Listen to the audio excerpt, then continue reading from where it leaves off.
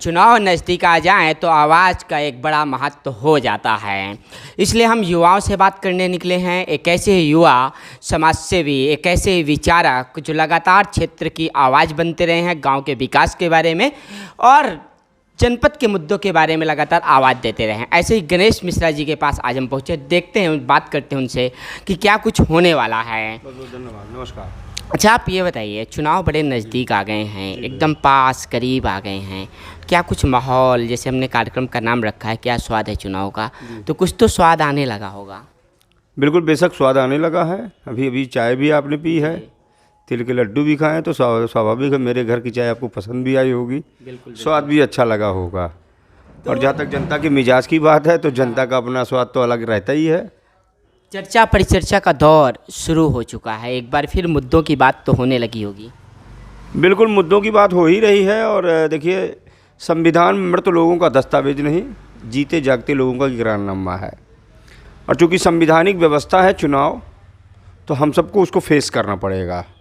आचार संहिता भी लग चुकी है, चुनाव की तिथियां भी घोषित हो चुकी हैं, तो स्वाभाविक है कि दल सभी आएंगे और दलबल के साथ आएंगे, तो जनता अपना मनोबल से चुनाव लड़ेगी।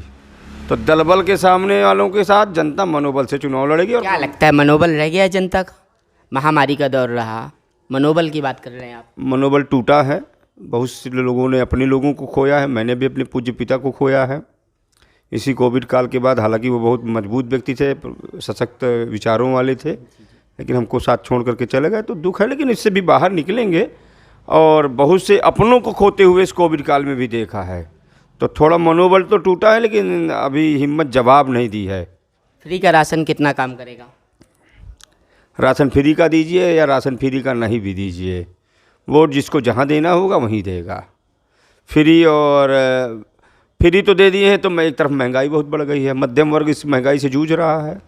आप उसको भी तो देखिए, महंगाई मुद्दा क्यों नहीं बनेगा? तेल 100 के पार, दाल पार। अब महंगाई मुद्दा क्यों बनेगा? मुसलमान हैं इस देश में, खा जाएंगे। तो महंगाई को खा जाए ना, हिंदू महंगाई को खा जाए ना, मुसलमान महंगाई को खा जाए ना। हिंदू मुस्लिम को खाएगा, मुस्लिम हिंदू को खाएगा, कोई महंगाई को नहीं खाएगा। मुद्दा तो यही बनता है ना। अब राजनीतिक लोग अपनी राजनीति सेंकने के लिए इसको मुद्दा बनाते हैं। नहीं, कोई इसी चित्रकूट में तुलसीदास के मित्र रहीमदास जी भी थे, और रहीमदास के मित्र तुलसीदास जी भी थे। उन्होंने तो कोई किसी को नहीं खड़ा। उसी काबा में अब्दुल रहीम, उसी काशी में कभी उस्ताद बिस्मिल्लाह खां शहनाई बजाते थे, तब तो बिस्मिल्लाह खां के आँच में स्वाभिमान सम्मान और आँच में कोई ठोस नहीं लगी, ठेस नहीं पहुंची, न कोई। शहनाई बजाते थे जी, अब लब जिहाद है। अब लब जिहाद है तो लब है ना, पीछे वाले जिहाद से लड़ना है, लब से नहीं लड़ना। प्यार करने वालों की कमी नहीं है। हम लोग नफ़रत की फसल बोते हैं, हम लोग मोहब्बत की फसल बोएं। हम आप जैसे नौजवानों का काम ही यही है कि जहाँ नफ़रत ज़्यादा हो, आप कहेंगे कि वो दोस्त थे आपस में, हिंदू और मुसलमान। वो बताएंगे कि किसी ने गर्दन भी काट दी है। अब किसने क्या किया? किसी ने गर्दन काटी, किसी ने कुछ किया। देखिए, इतिहास मुड़ करके अगर आप देखेंगे तो क्या क्या नहीं हुआ और भारत ने क्या क्या नहीं सहा है। अब फिर भी भारत खड़ा रहा है, इस बात से आप इनकार नहीं कर सकते हैं। बिल्कुल, भारत फिर भी खड़ा रहा, सदियों साल की गुलामी के बावजूद खड़ा हो गया, हजारों लड़ाइयाँ लड़ने के बाद भी खड़ा हो गया। तो एक बात तो तय है कि भारत किसी के मारे नहीं मरेगा। तो मतलब महंगाई मुद्दा बन सकता है? बिल्कुल, ऑब्वियसली महंगाई मुद्दा है। आम किसान आदमी से पूछ लीजिए, आपको 4 पेशी लगवा दीजिए कचहरी की, बोल जाएगा। सरसों का तेल देख लीजिए, गैस के दाम देख लीजिए। क्या लगता है, दूसरी कोई सरकार आएगी तो वो कम कर देगी महंगाई को? उम्मीद तो इनसे भी थी यही। इन्होंने महंगाई को मुद्दा हर चीज़ हम दूसरे से क्यों पूछें? हम वर्तमान समाज से क्यों, बस सरकार से क्यों नहीं पूछें? हमने दूसरे लोगों ने अच्छा नहीं किया इसीलिए बदल करके इनको लाए हैं। आप प्रश्न समझिए, दूसरों ने अच्छा नहीं किया इसलिए उनको बदल करके लाए हैं इनको। अब यह भी वही पुराने डरने में आ गए हैं। वादा किए थे महंगाई कम होगी, आलू प्याज लटका कर ये लोग भी धरना प्रदर्शन करते थे। मुझे याद है चित्रकूट में भी धरना प्रदर्शन हुए महंगाई को लेकर के। कोई बातें निकल कर के आती हैं। बाजार के कंट्रोल में सरकार है या सरकार के कंट्रोल में बाजार है? मुझे लगता है दोनों अनकंट्रोल हैं, न अधिकारी कंट्रोल में है और न सरकारें कंट्रोल में है अब किसी की। सरकार अगर जनता की सुनती, जनता की मानती, इनके पास एक मुद्दा है पार्टी वालों के पास या सरकार के पास, हमें देश चलाना है। अरे भैया देश चलाना है तो सब कुछ सबकी सब आप बजट देखिए ना, आप इधर उधर की फिजूल खर्ची पर बजट रोक करके और जनता की को राहत दे सकते थे। बिल्कुल बिल्कुल। विज्ञापनों पर कितने करोड़ खर्चा हो गया, स्वच्छ भारत अभियान का विज्ञापन, स्वच्छ भारत अभियान का विज्ञापन, और ऐसे ऐसे लोग एम्बेसडर बनाए जिन्होंने कभी झाड़ू नहीं उठाई। अब मैंने तो अभी झाड़ू लगा करके उठा, सुबह शाम दोपहर 3 टाइम झाड़ू लगाता हूँ, मुझे कोई एम्बेसडर भी नहीं बनाता। सुनिए, एम्बेसडर तो बन जाते हैं, जिले का ही नहीं छोड़ो, मोहल्ले का एम्बेसडर गांव नहीं में बना क्या रहा हाल है, गांव में क्या हाल है? ऐसे विज्ञापन से क्या मतलब? जिले का बना, जिला तो छोड़िए, जिन्होंने कभी झाड़ू नहीं लगाई या किसी दल के पक्ष में बात कर लिया वो एम्बेसडर हो गए, और हम अपना घर रोज़ साफ़ सफाई करते हैं। सबसे बड़ी एम्बेसडर तो हमारी घर की महिलाएं हैं, उनको तो कोई पूछ ही नहीं रहा है सफाई के लिए। बिल्कुल। लेकिन करोड़ों रुपए का विज्ञापन, अखबार के पन्नों में स्वच्छ भारत अभियान ज़्यादा साकार हुआ है। देखिए सोच तो सही थी, मैं सोच पर उंगली नहीं उठाऊंगा, बिल्कुल, सोच तो सही है, लेकिन इसका इम्प्लीमेंट नहीं हुआ ढंग से, इम्प्लीमेंट नहीं हुआ। इस पर मैं सवाल जरूर उठाऊंगा। अगर इम्प्लीमेंट हो जाता तो आज नेट क्लीन इंडिया होता। बिल्कुल। तो सोच पर मेरे प्रश्न चिन्ह नहीं है, लेकिन नीति पर कोई प्रश्न चिन्ह नहीं है, लेकिन नीयत पर प्रश्न चिन्ह है। अच्छा, और क्या लगता है आपको कि उत्तर प्रदेश में बदलाव होगा या वापस इसी सरकार के बनने के आसार हैं? 10 मार्च का हमें भी इंतज़ार है, क्या होने वाला सब होगा देखा जाएगा। पर मेरा जनता से अपील यही है कि आप मुद्दों पर बात करिए, मुद्दों पे, और मुद्दों पर जब आप बात करेंगे तो स्वाभाविक है आपको कुछ न कुछ मुद्दे मिलेंगे ऐसे जिन पर हम राय जानेंगे, जनता की, प्रत्याशियों की राय जानेंगे वो करेंगे क्या। इसलिए इधर उधर ध्यान भटकाने की बजाय मैं जनता से अपील करूंगा कि हिंदू मुस्लिम, भारत पाकिस्तान और चित्रकूट बनाम बांधा, ठीक है ना, ऐसे मुद्दों पर अपना ध्यान मत हटाइए। ब्राह्मण क्षत्रिय, वो तो होने वाला है। चीज़ें, इन सब बातों से मुद्दे को से ध्यान हटा, लगातार ब्राह्मण वोट, आप मुद्दों पर बात करिए। लगातार ब्राह्मण वोट की बात की गई, ब्राह्मण नाराज है। दलितों की बात किसी ने नहीं की, अनुसूचित जाति की जो सबसे ज़्यादा निर्णायक वोट है। अब हमारे ज़िले की अगर बात करें तो स्वाभाविक है दलित वोट भी निर्णायक है और यहाँ ब्राह्मण वोट भी निर्णायक है। और क्या? लेकिन अगर सरकार थोड़ा सा संवेदनशील होती तो ये दोनों वोट वर्ग नाराज नहीं होते। पहली बात तो SC ST एक्ट बिना का सुप्रीम कोर्ट ने जब बदलाव करने की बात कही थी, इस सरकार ने अपनी मनमानी दिखाते हुए एक वर्ग विशेष को खुश करते हुए, मैं इसे मनमानी इसीलिए कहूँगा, भले ही सदन में पास करा लिया गया या जैसे भी हुआ, लेकिन अगर इस SC ST एक्ट में थोड़ी सी संवेदना का पुट होता तो किसी एक वर्ग के विषय में आप ऐसा कानून आपने कभी नहीं देखा होगा कि जिसमें किसी प्रकार की जांच भी ना हो और सीधे जेल हो जाए। ये पहला ऐसा कानून मुझे लगता है कि बिना जांच के आपको सीधे सजा। लेकिन ब्राह्मण वर्ग कभी भी उतना ज़बरदस्त विरोध दर्ज क्यों नहीं करा पाता है? सवर्ण लोगों की बात करूँ, अगर सवर्ण वैसा विरोध दर्ज नहीं कराता है जैसे SC ST एक्ट के ख़त्म होते ही, जैसे उस पर विचार करने की बात हुई थी, सुप्रीम कोर्ट ने कहा एक ज़बरदस्त विरोध हुआ, तो सवर्णों के खून में वो पानी कहाँ है? फिर अगर गलत है तो क्यों नहीं विरोध दर्ज करा पाते? देखिए, हम विरोध दर्ज कराते हैं, समय समय में विरोध दर्ज कराते हैं। जहाँ तक मेरी व्यक्तिगत अगर आप बात करें तो मैं जातिवाद की राजनीति करता नहीं। हाँ, परशुराम जी मेरे आराध्य हैं, इसमें कोई दो राय नहीं है। ब्राह्मण कुल में जन्म लेना कोई गुनाह नहीं है, न मेरे पूर्वजों ने कोई ऐसा गुनाह किया कि मैं अपने आप को ब्राह्मण कहलाने में शर्म महसूस करूं। मैं गर्व महसूस करता हूं कि हाँ, मैं ब्राह्मण हूं, मैं परशुराम भगवान का वंशज हूं और मैं मिश्र कुल में पैदा हुआ हूं। ये मेरे लिए गर्व की बात है। लेकिन हम किसी दूसरी जाति को प्रताड़ित नहीं करेंगे। बिल्कुल। लेकिन ये जो एक्ट आया, ये इस एक्ट का क्या संदेशा हुआ? 5000 साल पहले, एक मिनट के लिए सोच लीजिए, मान लीजिए चलिए आप बना के चले गए, आपकी सरकार में कुछ भी नहीं हुआ, क्या दूसरी सरकार में ऐसा नहीं होगा? दूसरी सरकार इंटेंशन वश अगर आ गई और अगर इतना उत्पीड़न हुआ तो कौन इसका पाप का भागी कौन बनेगा? कौन? आप लेंगे दोष? वो तो भागीदार ही है। आप हिस्सेदारी जोड़ेंगे अपनी कि हमारी वजह से ये हो गया। बाबा अटल बिहारी वाजपेयी जी ने आरक्षण बढ़ाया, पंडित अटल बिहारी वाजपेयी जी ने, हम चुप रहे।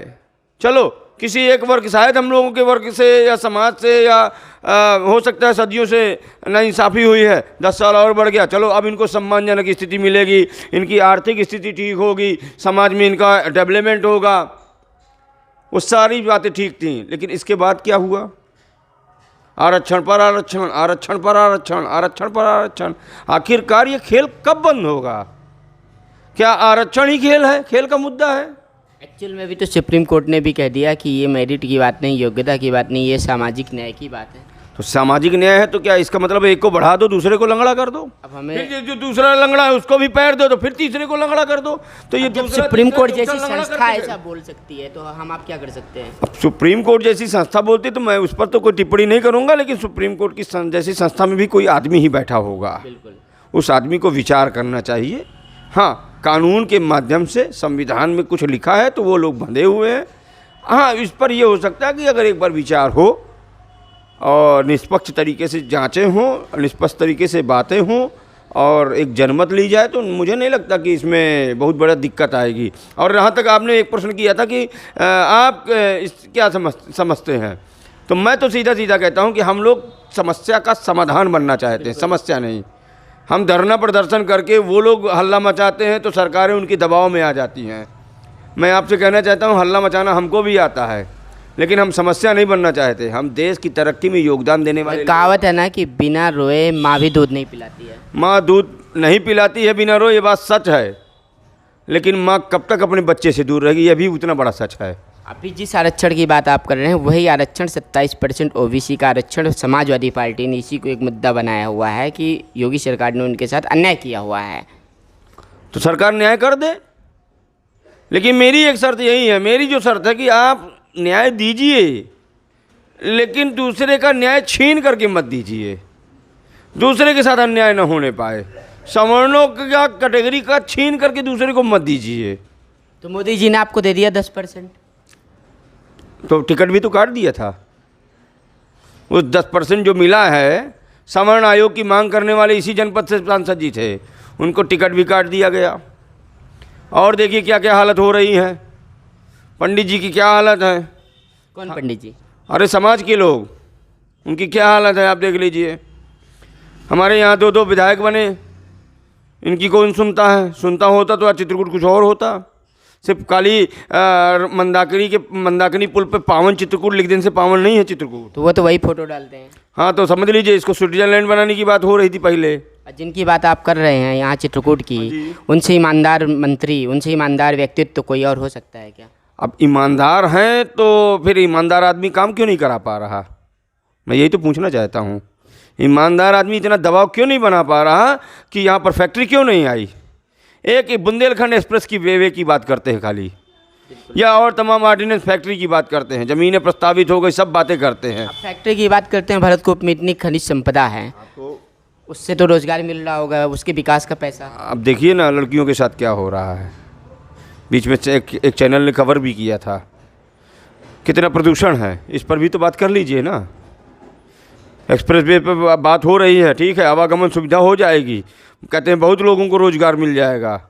तो आखिरकार इतने लोगों को रोज़गार मिल जाएगा जब बन जाएगा, काम भी चालू हो गया, नो डाउट काम चालू भी हुआ है, लेकिन संभावनाएं क्या हैं? रोड तो हमारे घर के सामने भी है, कितने लोग रोज़गार कर रहे हैं बताइए आप। चाहे लिंक रोड हो, चाहे एक्सप्रेस वे हो, चाहे और हो। एक्सप्रेस वे के किनारे किसी को दुकान लगाने की इजाज़त है? नहीं है। पकौड़ा तलने की भी इजाज़त नहीं है आप महोदय। एक्सप्रेस वे के बगल में दुकान कोई लगा सकता है रेडी पटरी वाला? तो काहे का रोज़गार? अब किस बात का रोज़गार? रोज़गार बढ़ाने के लिए इन्हें और ख़ासतौर से मध्यम वर्ग को ध्यान में रखना चाहिए। महंगाई इतनी है कि वो पकौड़ा भी नहीं खरीद पा रहा है कायदे से। सच्चाई है कि पकौड़ा भी पहले 5 का आता था, अब 10 का मिलने लगा है। तो क्या लगता है आपको, चुनाव में 5 का पकौड़ा 10 का हो गया तो महंगाई मुद्दा बनेगी? बिल्कुल महंगाई मुद्दा है, और जिनको महंगाई मुद्दा नहीं लग रहा, और क्या मुद्दे हो सकते हैं चित्रकूट विधानसभा में, मऊ मानिकपुर विधानसभा में, और क्या मुख्य मुद्दे हो सकते हैं जिससे जनता जुड़ सके? देखिए चित्रकूट विधानसभा में करवी विधानसभा का जो मुख्य मुद्दा है, एक तो बाईपास, बिल्कुल, दूसरा ये जो हमारे इस ज़िले से चित्रकूट करवी नगर को और चित्रकूट से जोड़ने वाला ये जो पुल है, तो मेरी व्यक्तिगत मांग है कि इसका एक और पुल निर्माण हो जाए मंदाकिनी पर, तीसरी बात, मंदाकिनी सफाई को लेकर के बहुत चर्चा होती है। हम आप सब कई बार उठा भी चुके हैं इन मुद्दों को विभिन्न स्तरों से। तो सफाई, माँ गंगा की सफाई एक बहुत बड़ा मुद्दा है। करोड़ों अरबों रुपए डकार लिए जाते हैं, गंदगी जो कि त्यों है। पेड़ भी माननीय मंत्री जी मंदाकिनी के किनारे लगा कर आए थे, और मणिपुर में, अब मणिपुर में भी यही था। तीसरा मुद्दा गाय है। गाय सबसे बड़ा मुद्दा। गाय और सांड जख्मी कर रहा है लोग, और गाय को ये लोग जख्मी कर रहे हैं। इस तरह की ठंड में ऐसी ऐसी विजुअल है मेरे पास, आप खुद देखते होंगे, आपके पास तो ज़्यादा होंगे मुझसे ज़्यादा। इस तरह की ठंड में खुले आसमान में कांदों कीचड़ में गायें थी, वो मर गईं। ये पाप किसे लगेगा? मुझे लगता है बेशक इन्हीं लोगों को लगेगा। और गाय की व्यवस्था, भ्रष्टाचार गाय के नाम पर बहुत बड़ा भ्रष्टाचार है।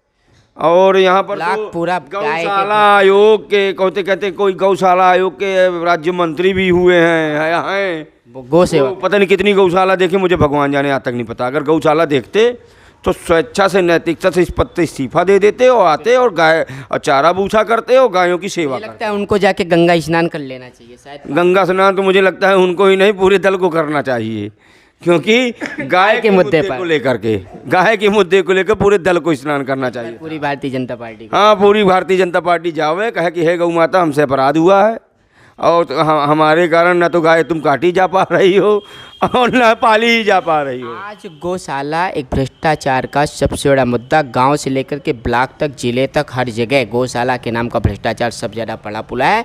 अगर लालू यादव कभी चारा घोटाले पर चर्चित थे तो गौशाला पर भ्रष्टाचार की चर्चा हो। हाँ, गौशाला घोटाला तो है ही है। आप समझिए, किसी भी गौशाला में आप चले जाइए, ईमानदारी से है। आप मुझसे ज़्यादा घूमते हैं, मैं तो घूमता ही हूँ, लेकिन आप मुझसे ज़्यादा पत्रकारिता में कवर करते हैं। इस बात की है कि चर्चा हम करते हैं। मेरी पीड़ा इस बात को लेकर के कि जिस गाय को माता माना है, उसके साथ ऐसा अमानवीय व्यवहार क्यों? आप भूसे का प्रबंध नहीं कर सकते, आप चारे का प्रबंध नहीं। नींद कैसे आ जाती होगी चैन की? भगवान जाने। अब इनकी गाय, मैंने किसी नेता के मुँह से ये नहीं सुना कि मुझे सपने में गौ माता आई। किसी नेता के नहीं, चित्रकूट जिले के दोनों नेताओं के मुंह से मैंने कभी नहीं सुना कि मुझे सपने में गौ माता आई। मुझे लगता है इनके सपने में डंफर आता है, हाँ, हेलो इसने डंफर निकाल दो।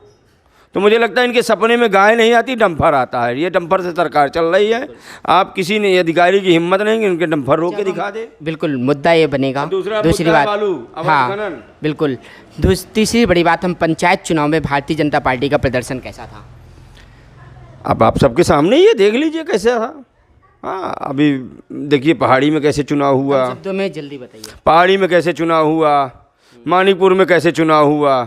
तो पंचायत चुनाव तो सरकार के चुनाव होते हैं, बिल्कुल, और सत्ता पक्ष के चुनाव होते हैं। ये पूर्ववर्ती सरकारों में हुआ है और इसमें भी हुआ है, तो बेसिक कोई अंतर नहीं। मैं दोनों पर आरोप लगा रहा हूँ। उसका असर पड़ेगा विधानसभा चुनाव में? हाँ, असर पड़ेगा। जनता ने कुछ जनादेश दिया था, इन्होंने कुछ जनादेश कर दिया, तो असर तो है ही है, बिल्कुल असर है। तो और बताइए, आपको क्या लगता है युवाओं का क्या परिदृश्य इस पूरी राजनीतिक गहमा गहमी के बीच? आप युवाओं को कैसे देखते हैं? युवा नेतृत्व करता है, जो वर्तमान का विचारक युवा, वो कैसे नेतृत्व कर सकता है? देखिए, एक बात और आपने जोड़ी थी कि मानिकपुर के मुद्दे क्या होंगे, मैं उससे जोड़ते हुए युवाओं की बात करूँगा। मानिकपुर में जैसे मुद्दा था कि एक पुल है बरदहा, चमरौहा सकरौहा के पास वो पुल पड़ता है कि आने जाने में दिक्कतें नहीं, फंस गए सारे, फंस गए थे, ठीक है ना। और वहाँ के विद्यालय देखिए, विद्यालय है तो टीचर है, टीचर नहीं, टीचर है तो विद्यालय नहीं। अस्पतालों की हालत तो आपने पूरे कोविड काल में इनकी पोल ही खुल गई है। लाशों के अंबार थे।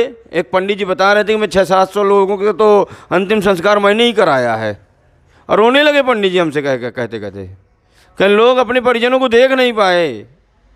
स्वास्थ्य सेवाओं की हाल ये था कि हम लोगों ने जब वीडियो चलाया तो वहाँ एक सफाई नायक ये लोग नहीं ढूंढ पाए इसी खो में, और लोग कराते रहे। मेरे कई अपने परिचित मर गए। तो अस्पतालों का कुप्रबंधन आप देखते ही होंगे। ऑक्सीजन प्लांट की बात कब आई और ऑक्सीजन प्लांट कितना सक्सेस है, क्या चल रहा है कि नहीं चल रहा, आप सब जानते हैं। उसमें मुझे कोई कमेंट नहीं करना, न मानिकपुर में न करबी में। और दूसरा मुद्दा था महंगाई था, यही मानिकपुर में भी है। और सबसे बड़ी बात ये कहते हैं कि दस्यु मर गए, सफ़ेद दस्यु अभी भी जिंदा है, सफ़ेद दस्यु जिंदा है। अवैध खनन जिंदा है। अवैध खनन कौन रोक पा रहा है? अवैध खनन हो रहा है और दुगना तुगना ना हो गया कहीं। आप शाम को 9 बजे के बाद एंट्री कर लीजिए और गिन लीजिए, बस स्टैंड में खड़े हो जाइए और ठेले की गिनती कर लीजिए। मुझे ठेले व्यवसाय से कोई आपत्ति नहीं है, मुझे उस अवैध खनन से है। मानक के आधार में खनन होता तो हमें कोई दिक्कत नहीं है, लेकिन किसी भी अधिकारी की हिम्मत नहीं पड़ती कि इन सफ़ेद पोश का गिरेबान पकड़ जनता का इन मुद्दों से सीधा जुड़ाव नहीं हो पाता, अवैध खनन जैसे मुद्दों से। हालांकि जनता का सीधा जुड़ाव है। जुड़ाव इस तरह से है कि जो खनिज संपदा का पैसा है वास्तव में जिस शहर से, जैसे भरतकूप का मान लीजिए खनिज संपदा है और ये यहाँ की बालू है, वो उसका जो रॉयल्टी है वो अगर उसी जनपद में लगाई जाए विकास के कार्यों पर तो उसके मायने होते हैं। इस बात को आम जनता नहीं समझती है। बिल्कुल भाई साहब, अगर इस बुंदेलखंड में सबसे ज़्यादा राजस्व चित्रकूट से जाता है, आप भी इस बात से इनकार नहीं कर सकते। और इसका राजस्व कहाँ बढ़ जाता है भगवान जाने। आप देखिए इस कोविड साल काल में क्या हुआ, शराब खुली रहेगी, मधुशाला बंद रहेगी, पाठशाला, पाठशालाएँ बंद थी, मधुशालाएँ खुली थी, उसका राजस्व देख लीजिए क्या हुआ। तो मैं आपसे बेसिक फ़र्क यही कहना चाहता हूँ कि इन मुद्दों पर जनता का ध्यान हम आप लोगों की जिम्मेदारी है, नौजवान की जिम्मेदारी है। जो आपने पूछा था कि नौजवान की भूमिका क्या है, तो नौजवान की यही भूमिका है कि धर्म, क्षेत्र, मजहब, जातिवाद, ये वो, इनसे ध्यान न भटकाने पाएँ। ये ध्यान राजनीतिक दल अपना फ़ायदा लेने के लिए जाति का सहारा लेंगे, धर्म का सहारा लेंगे। टिकट वितरण में क्या होता है, बांदा से प्रकाश आई तो फलानी यहाँ से आई, फलाना वो पार्टी से लड़ते, मैं या पार्टी से लड़ी हूँ। पार्टियां भी जब जाती, मुझे बीजेपी से आशा नहीं थी कभी। बीजेपी मैं नाम इसलिए ले रहा हूँ कि बीजेपी भी वही काम करने लगी।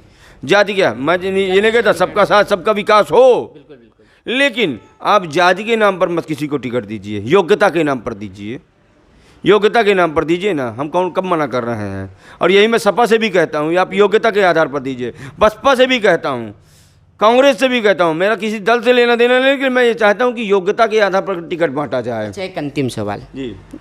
दलगत विचारधारा में लोग जुड़े रहते हैं, लेकिन घोषणा पत्र, अगर सभी दलों का घोषणा पत्र आ जाए, उनमें से जो सबसे अच्छा घोषणा पत्र हो, ऐसा कुछ तय किया जा सकता है? पहले तो शब्द से ही मुझे आपत्ति है। घोषणा पत्र शब्द ही अपने आप में मुझे लगता है कि सही नहीं है।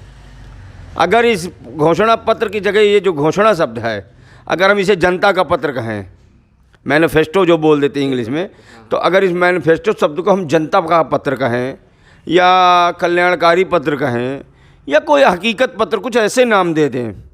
घोषणा पत्र का सीधा सीधा अर्थ है कि जनता से मैं अपील करूंगा, आप हर दल का पुराना घोषणा पत्र का भी मूल्यांकन करिए और अभी जो घोषणा पत्र है, हालांकि मेरी नज़रों में घोषणा पत्र नहीं कि हकीकत पत्र होना चाहिए, लेकिन अभी जो घोषणा पत्र ये जो जारी करें तो घोषणा पत्र को ये समय से जारी करें।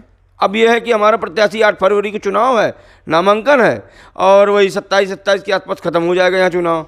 अब घोषणा पत्र हम पढ़ ही नहीं पाएंगे, या हम पढ़ लेंगे, आप पढ़ लेंगे, नौजवान जागरूक बड़ी बात निकल कर के आई तो कि घोषणा पत्र पढ़ने का समय दीजिए जनता को और उस घोषणा पत्र के ऊपर बहस हो और 1 बाई 1 जिले में बहस हो। नेता आए और यहाँ जिले में बहस करें, हम भी तो जाने कि हमारे हित के लिए आप क्या करने वाले हैं और कैसी पॉलिसी लाने वाले हैं। तो नीति और नियत दोनों का मूल्यांकन हो और जनता स्थानीय मुद्दों को भी ध्यान में रखे और तब चुनाव में चला जाए। और आपने कही थी वही बात मैं दोहराना चाहता हूँ कि जनता जब भूखी होती है तो सिंहासन खा लेती है। आज़ादी और रोटी में कोई बैर नहीं, लेकिन भूख बेताब हुई तो आज़ादी की खैर नहीं। बिल्कुल, इसलिए हम नौजवानों का कर्तव्य बन जाता है कि हम नौजवान मुद्दों पर आधारित राजनीति करें और आगे आए और बदला की भावना की नहीं, बदलाव की भावना से राजनीति की जाए तो चित्रकूट का विकास होगा, चित्रकूट के राम को पहचान मिलेगी, बाबा तुलसीदास को पहचान मिलेगी, यहाँ के जो मंदिर हैं, यहाँ के जो संतगण हैं, इनकी भी छवि बदलेगी और यहाँ का जो जनमानस है वो खुशहाल होगा। यहाँ का किसान, नौजवान, मजदूर, महिलाएं, बहनें, बेटियां सभी सुरक्षित होंगी। इसलिए जनता के स्थानीय मुद्दे और उन घोषणा पत्र पर बहस हो और बहस सार्थक बहस हो, नेता आए, तय हो तारीख और उस घोषणा पत्र पर बहस हो, सारे प्रबुद्ध जन लोग इकट्ठा हों और उसमें जब बहस होगी, निचोड़ निकलेगा, फिर लोग अपने अपने वादे और दावे लेकर के जाएं, हमें कोई एतराज़ नहीं। और मैं शुभकामनाएं देना चाहता हूं, आपको बहुत बहुत धन्यवाद देना चाहता हूं, आभार व्यक्त करना चाहता हूं कि आप एक अच्छी मुहिम चला रहे हैं सौरभ जी। और मुझे खुशी है, आप छोटे भाई हैं मेरे, और इसी तरह आप डटे रहिए मैदान में। और मुझे नहीं लगता, और इस सरकार में एक बात और कहना चाहता हूँ, पत्रकारों पर भी हमले हुए हैं, बिल्कुल बिल्कुल, आप लोगों पर भी हमले हुए हैं, आपकी कलम पर भी हमले हुए हैं, तो बिल्कुल डरने की ज़रूरत नहीं है। आप नौजवान हैं और आई होप, मुझे आशा है कि आप अच्छा करेंगे और बेहतर कर भी रहे हैं। इसलिए मैं इन्हीं सब बातों के साथ आपका आभार व्यक्त करता हूं और मैं नौजवानों से अपील करता हूं कि मुद्दों आधारित राजनीति हो और चित्रकूट को बदलाव की ज़रूरत है। बदलिए चित्रकूट, और जय कामतानाथ की। तो ये थे हमारे साथ गणेश मिश्रा, जिन्होंने अपनी बात रखी, बताया कि चित्रकूट को वास्तव में ज़रूरत क्या है, कि बदले की भावना नहीं, बदलाव की भावना की आवश्यकता है और जनता को अपने मुद्दों को समझना होगा। हमारी जो कोशिश है, कोशिश यही है कि आप इनकी बातों को सुने और प्रत्येक उस शख्स की बातों को सुने जो विचार दे रहे हैं। इसलिए हमने बात घोषणा पत्र पर भी की, इसलिए बात हम स्थानीय मुद्दों पर कर रहे हैं, चूँकि बात लखनऊ के घोषणा पत्र बस से नहीं बनने वाली है, बात स्थानीय घोषणा पत्र से भी बनने वाली है।